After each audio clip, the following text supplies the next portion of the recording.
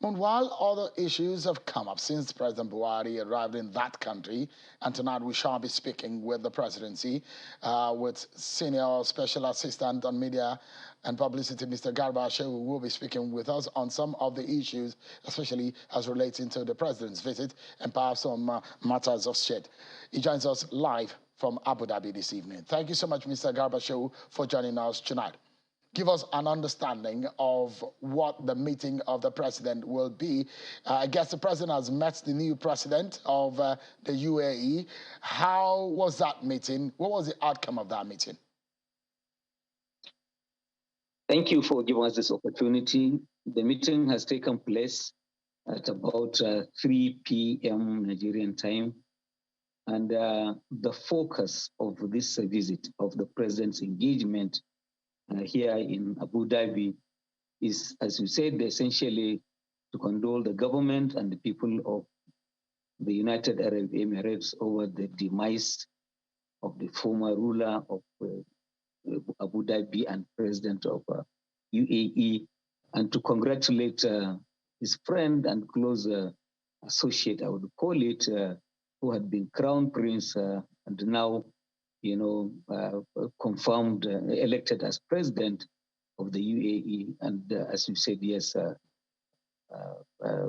that's why we're here. So they've had that meeting, and the president had done the duty of condoling the UAE on behalf of himself and the government and the people of Nigeria over the loss, and also welcoming the emergence of the new ruler of Dubai, of Abu Dhabi, and the president of UAE. All right, it's interesting to hear. Clarify for us tonight, was our visit majorly a social one? I mean, it's a state visit, of course, because a leader is meeting a new leader of another country, so it's an official meeting, we know. But is there any other matter discussed with the new president about Nigeria and its relationship with the United Arab Emirates? The relationship between the two countries had been on a fast track since the coming into office of President Muhammadu Buhari in 2015. So we have illustrated over this last 48 hours.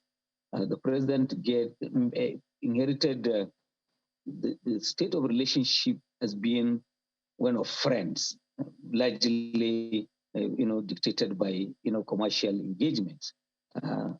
This relationship has blossomed.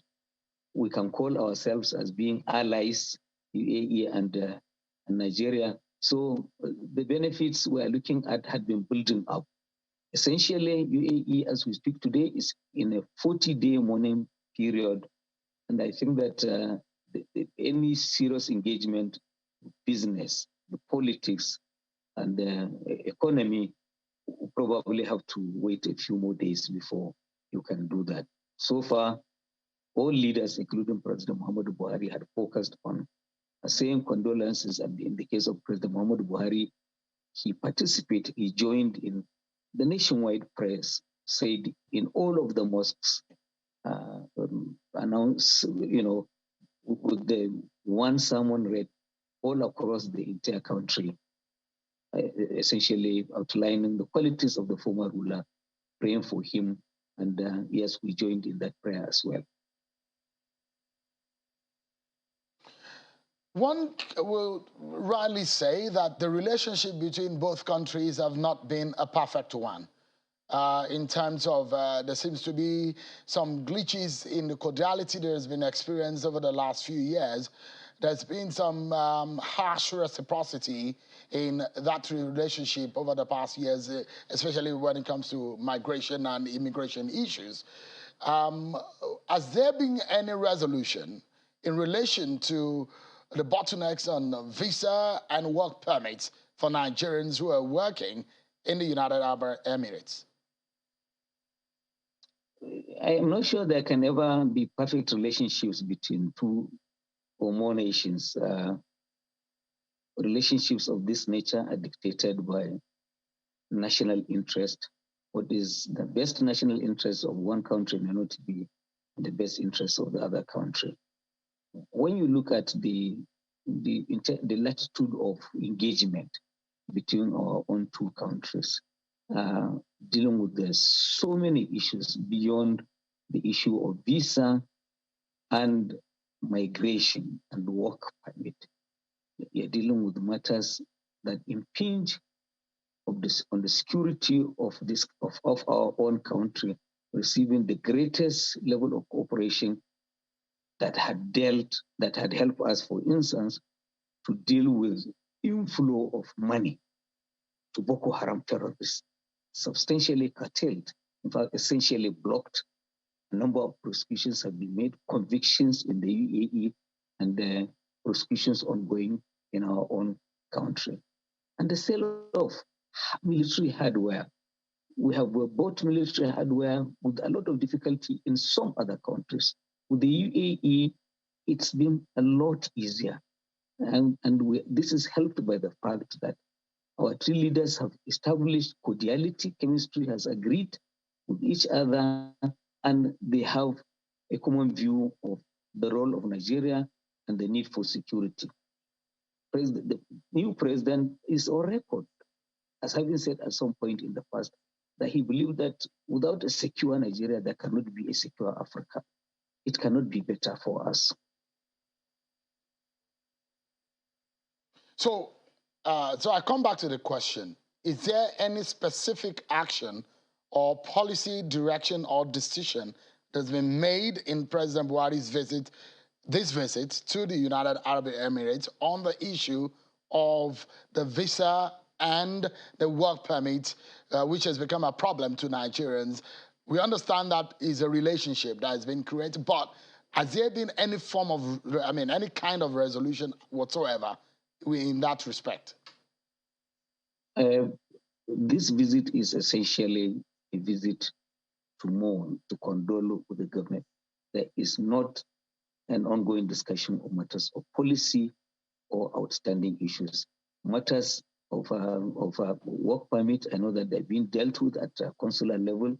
Our embassy is involved, and as a matter of fact, we found a window of opportunity while still here, and we saw quite a number of Nigerians, including in our own, accommodation where we're housed. A number of Nigerians, senior and junior, getting on with their jobs, have all the problems been solved. I think that the best person to tell you this would be the Nigerian ambassador in the UK.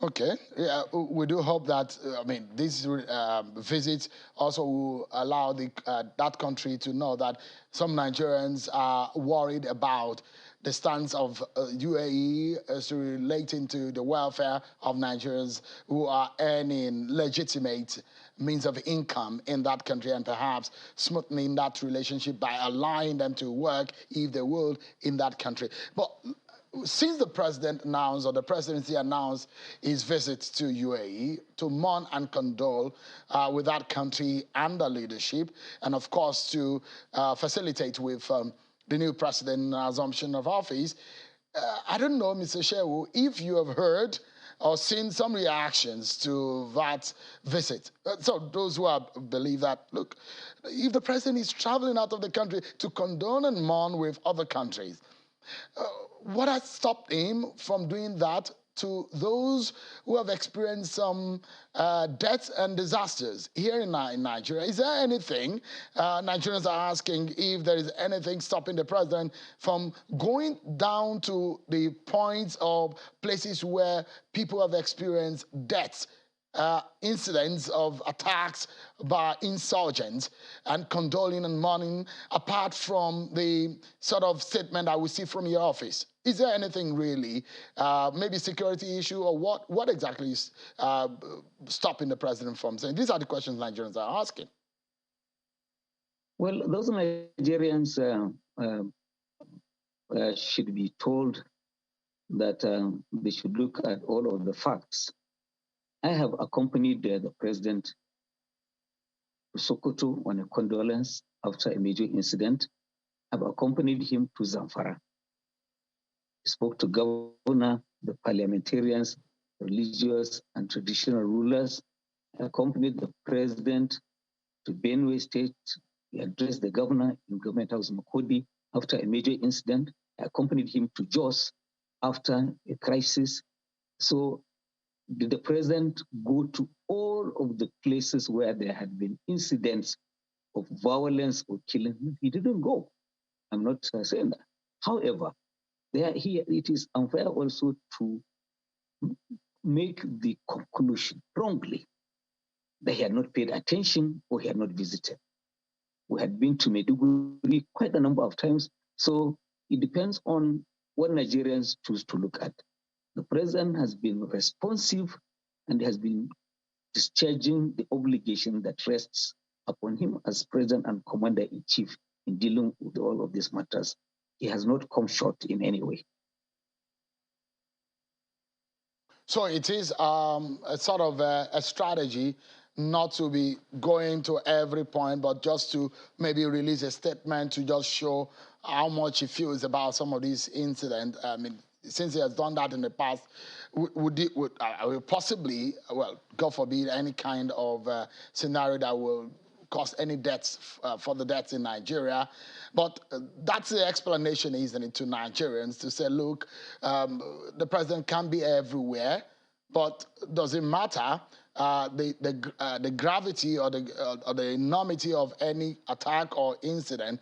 People will make reference to incident in Kaduna, the train attack, or some of the other incident, or whether there is an explanation also for some of these major incidents.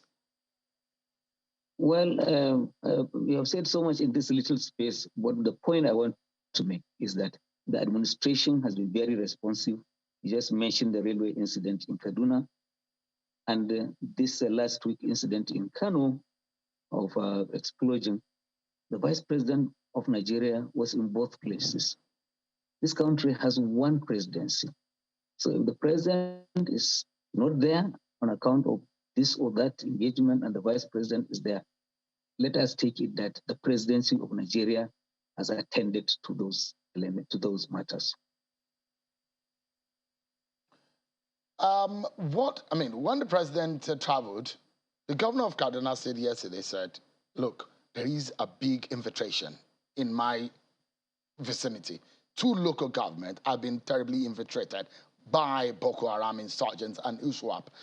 That's a sad scenario because this government came into power to say, we arrest this situation, chase Boko Haram out. Everywhere they hoisted flag, we have decapacitated them and they cannot hold territories on Nigerian soil. But that news, I'm not sure, or what is the status of that kind of story to the president, and what is the presidency's reaction to that kind of story coming from Kaduna? It's northeast that we're experiencing Boko Haram insurgency. Now the northwest governor, Kaduna State Governor Nasir El-Rufai, has raised the alarm that there is an infiltration of Boko Haram. That's a bad news, isn't it? No, on the contrary, if people are keeping track of what has been happening, for quite some time, the military authorities have been saying that the Northeast had become too hot for ISWAP and Boko Haram, and that they were drifting, moving away to areas where they would find, comfort to, carry out the nefarious activities that they had been engaged in. So if the governor of Kaduna State is ringing the bell that such an incident, that the Boko Haram elements have been found, it tells you that they have been proactive in that state. They have they have a keen eye on developments in those areas. And what they are doing is they are supplying information. And what I expect would follow is then that the military authorities, all of them, would mobilize and ensure that those terrorists are taken, they are not allowed that space that they need in order to carry out these activities. The governor has perfectly done right. And I think that if every governor, if every community in the country would be so keenly watching and reporting as situations of this nature arise, all of these problems would have been dealt with, would have put everything behind us for a long time. It's obvious it's an obvious setback for Nigeria, not only for the APC government and President Muhammadu Buhari administration that promised that it's going to silence these insurgents. But now, I'm not sure you've heard the news that is coming in that the Nigerian Railway Corporation has suspended resumption of activities on the Kaduna-Abuja rail tracks because of the incident that happened. They plan to resume operations, but that has now been stopped. Any reaction from the presidency on this incident? No, this is news to me, and we're just getting it from you. But of course, we are aware that there has been resistance from family members of those who have been taken captive. And of course, this is expected. So this then should act as a pressure on all of the people who are involved in the ongoing, discussion with the terrorists to ensure a safe release of those that are being held. Position of government has been stated and restated over time that the success of any operation will be determined by the number of recoveries of human beings alive and well, not at the return of dead bodies. So, and the agencies of government have spoken about the fact that negotiations are ongoing. It will be obviously difficult, but we hope that the need to resume normalcy would act as a pressure on all of those engaged in the process to expeditiously ensure that the return is achieved of all of those who are held captive. On a final note, I understand that President Buhari is due to return to Nigeria tomorrow, Saturday. From what you mentioned now, you said that negotiations are ongoing to ensure the release of those captives from the Kaduna train attack. But what more good news can you tell us? Can we have some good news in respect of those captives, whether or not there is a timeline of when we should expect them back to their family members? Is there a possibility of that? Well, I can tell you that I know that the country's secret service is the one that is involved in this, and they don't put their matters on display when they do. They know who they are talking to, and I want to believe that they have done the most that can lead to the establishment of credibility between themselves and those that they are talking to. In effect, are they prepared to believe our secret service? I think that lies at the crux of the issue.